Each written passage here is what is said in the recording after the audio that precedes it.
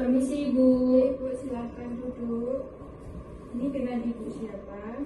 Saya dengan Ibu Rina, Bu. Keluhannya apa, Bu? Saya ingin mengonsultasikan tentang KB vasektomi dan tubektomi, Bu. Baik, Bu. Sebelumnya silakan melengkapi data terlebih dahulu ya. Baik, Bu, sudah. Sebelumnya apakah Ibu sudah pernah melakukan KB? Sudah, Bu, dan anak saya sudah 4, tapi saya pernah mendengar mengenai KB yang permanen itu, Bu. Katanya sih harus pakai operasi dan dilakukan oleh suami istri. Saya ingin tahu mengenai KB itu, Bu. Itu KB vasektomi dan tubektomi, Bu. Bisa disebut juga dengan KB non hormonal. Untuk pengertian tubektomi yaitu prosedur bedah sukarela untuk menghentikan kesuburan dengan menyumbat atau memotong kedua saluran telur atau tuba falopi, Bu. Kalau untuk vasektomi itu yang biasa dilakukan pada laki-laki yaitu prosedur pembedahan yang dilakukan pada vas deferens, yaitu saluran yang membawa sperma dari testis ke penis, dipotong atau disumbat. Ada juga riwayat medis yang mempengaruhi pelaksanaan operasi, Bu, yaitu seperti riwayat penyakit paru-paru seperti asma, bronkitis, riwayat penyakit infeksi pelvis, post operasi abdomen, riwayat alergi, riwayat DM, obesitas. Vasektomi atau sterilisasi pria adalah salah satu jenis alat kontrasepsi yang paling efektif dengan kemungkinan hampir 100% bisa mencegah kehamilan. Kalau untuk syarat menggunakan metode KB ini apa saja ya, Bu? Untuk syaratnya yang pertama sukarela, yang berarti sesuai dengan keinginan ibu tanpa ada paksaan dari siapapun.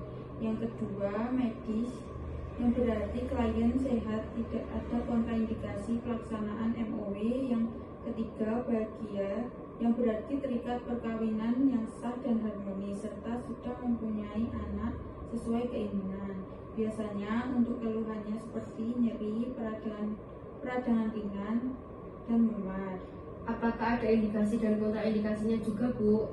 Ada, Bu. Indikasi KB tubektomi atau MOW yaitu usia lebih dari 26 tahun.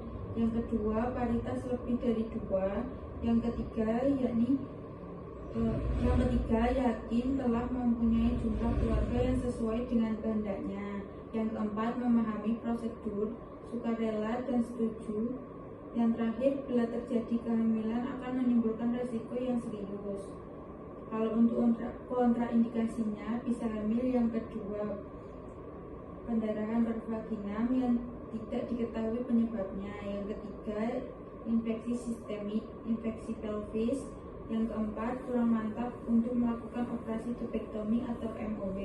Yang terakhir, kurang pasti mengenai keinginan untuk fertilisasi di masa depan, Bu. Baik, Bu, saya paham. Apakah nanti saya dan suami saya ada larangan untuk berhubungan seksual selama beberapa hari, Bu? Untuk hubungan seksual diperbolehkan sesudah tidak merasa sakit, Bu, pada hari kedua hingga ketiga. Namun untuk mencegah kehamilan dapat disarankan memakai kondom atau ibu bisa menggunakan kontrasepsi lain selama 3 bulan atau sampai ejakulasi 15-20 kali. Selanjutnya, Bapak dianjurkan periksa semen 3 bulan pasca vasektomi atau sesudah 15-20 kali ejakulasi. Dan Bapak dianjurkan untuk melakukan kunjungan ulang 1 minggu berikutnya. Baik, Bu, akan saya usahakan. Untuk anjurannya, kalau untuk keuntungan dan kerugiannya nanti apa saja ya, Bu? Untuk keuntungannya, yang pertama sangat efektif, yang kedua bersifat permanen, yang ketiga tidak mempengaruhi produksi ASI, yang keempat tidak ada efek samping dalam jangka panjang, yang kelima tidak ada perubahan dalam fungsi seksual, yang selanjutnya bebas dari efek samping hormonal, kemudian tidak menaikkan resiko PRP.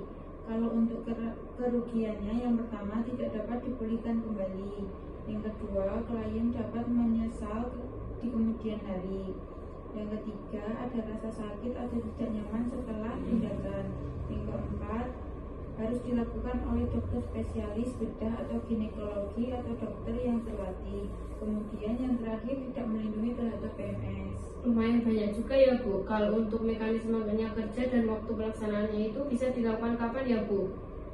Kalau mekanisme kerjanya itu seperti menutup atau oklusi tuba falopi dengan mengikat dan memotong atau memasang cincin sehingga spermatozoa tidak dapat bertemu dengan ovum. Untuk waktu pelaksanaannya yang pertama selama siklus haid, yang kedua hari ke-6 sampai dengan ke-13 siklus haid atau fase proliferasi. Kemudian yang terakhir pasca persalinan 2 hari postpartum atau 6 minggu postpartum. Pasca keguguran pada 3 bulan pertama dalam waktu 7 hari sepanjang tidak ada infeksi pelvik. Kurang lebih seperti itu Bu, apakah ada yang belum paham? Sudah cukup jelas Bu, akan saya jalankan dengan baik dengan suami saya nanti Bu. Baik Bu, semoga lancar dan tidak ada hal yang tidak diinginkan ya Ibu.